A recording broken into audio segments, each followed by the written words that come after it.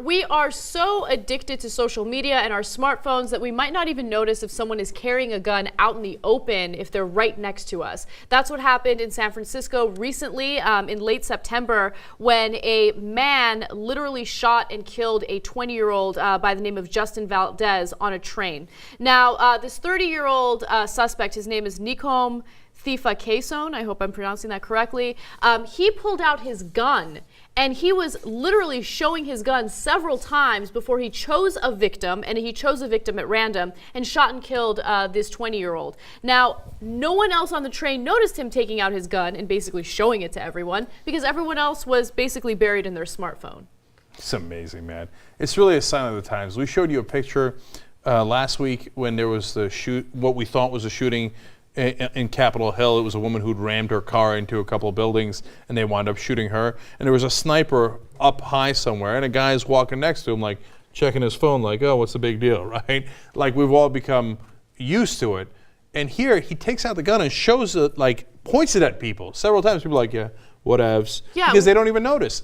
We are creating these little bubbles. And by the way, the reason why we know this is because there was surveillance on the train and authorities have been investigating it, and they can see that no one is noticing or doing anything about the fact that he has this gun out. Now, it's amazing because I just recently did a vlog about what social media and what smartphones do to personal relationships. Because in order to establish really deep, meaningful relationships with people, you have to have a certain amount of body language and specifically eye contact. If you don't have good eye contact, you don't connect on a deeper level, right? Yeah. So a lot of times, and I thought about the two of us actually, Jake, because during breaks, I had this habit of taking my phone out and I wouldn't pay any attention to you. I was just like, don't I know it, sister? I was on my, Facebook account or whatever it is, Instagram.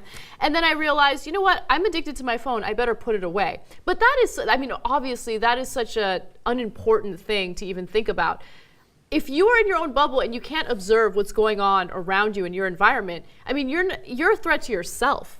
Mm-hmm. And look, here's the other problem with this. Like, even if they had noticed the guy, they might not have jumped him and prevented the kid from getting shot, etc.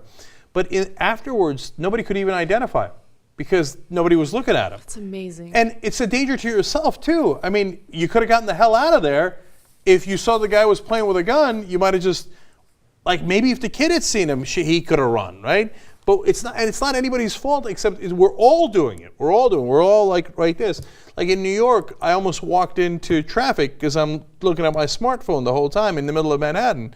Then I realized the cabs don't really stop in New York if they got a green light. I mean, look, those are maybe extreme examples, but the larger point is about how we've got to remember that we live with other human beings, that our smartphones are not the only things that exist on this planet. It's like they got a tractor beam on us and they've got us locked in and we can't break that trance. And the other thing I'd like to bring home in this conversation is, Anna, from now on as we do all these stories, I need you to look deep into my eyes because eye contact is really important.